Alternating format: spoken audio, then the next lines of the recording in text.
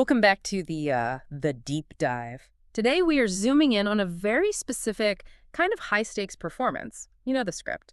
The nervous sweat, the sudden drop to one knee. The velvet box. Yes, the velvet box. We're talking about the engagement ring presentation.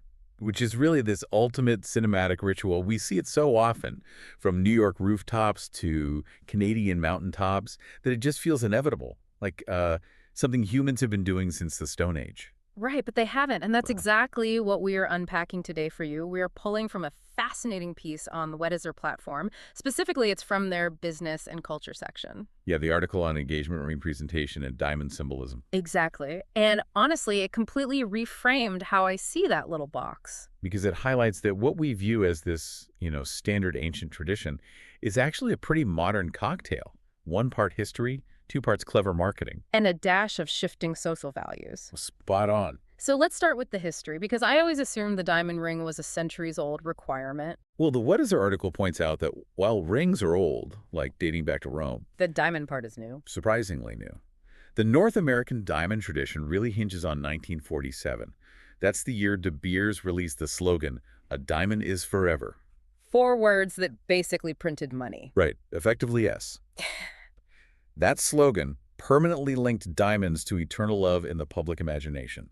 Before that, a diamond wasn't a requirement at all. But through the post-war era and really solidifying in the 80s and 90s. Yeah, that specific choreography, the velvet box, the kneeling partner, it became a cultural expectation. It turned a luxury purchase into a mandatory romantic milestone. Okay, but marketing only works if there is a good hook. Why did the diamonds stick? Obviously, it's the hardest natural substance on Earth, so the resilience metaphor is right there. That is the physical hook. It represents survival. But here's where it gets really interesting for me. The article breaks down the 4 C's. Cut, color, clarity, carat, which are usually just technical grading terms for pricing. But culturally, Culturally, they act as metaphors for the relationship itself. I love this part. So if we move beyond the price tag, what does cut represent metaphorically? Well, cut isn't just the shape. It is how the stone handles light. Metaphorically, this represents the effort put into shaping the relationship. Oh, wow. And clarity. Clarity symbolizes transparency and honesty between partners, having no hidden flaws. And I'm guessing carat is the magnitude. Exactly, the magnitude of the love and the overall brilliance of the stone that is culturally interpreted as the light love brings into one's life. That is surprisingly poetic. But we do have to talk about the money, the old rule of thumb, Ah, yes, the 2 to 3 months salary rule. which terrified everyone for decades. And which, again, was just a marketing guideline.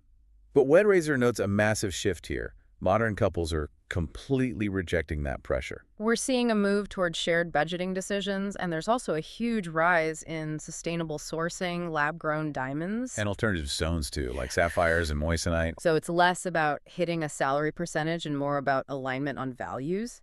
And the presentation style is changing too, right? Drastically. You have this real split now. On one hand, there's the viral proposal, flash mobs, hidden photographers for Instagram. Right. And on the other hand, the intimate approach, a quiet hike or just making dinner at home. It's basically a choice between public performance and private connection. Though interestingly, the actual wing styles often lean on nostalgia. You have the Solitaire for purity, the Halo for glamour. And vintage styles are huge right now. It makes sense. Even if we rewrite the rules on how we buy it or where we propose, we still crave that sense of history. So what does this all mean for us? Why does the ring box moment still hold so much power, even if we know the history is a bit manufactured? Because psychologically, we need thresholds. Weddizer points out that the moment the box opens, it creates a distinct before and after. It's a tangible life transition. You aren't just dating anymore. Right. You are future planning. It's a public declaration of commitment. It anchors the promise. Huge thanks to the Weddizer business and culture section for this insight. It really makes you look at that sparkly rock differently. It certainly does. I'll leave you with this thought to mull over. We know the tradition was heavily influenced by marketing. But does the fact that the diamond is the hardest substance on Earth make it the perfect symbol for marriage, not because it sparkles, but because it survives pressure? That is the real question to ask. Thanks for joining us. We will catch you on the next deep dive.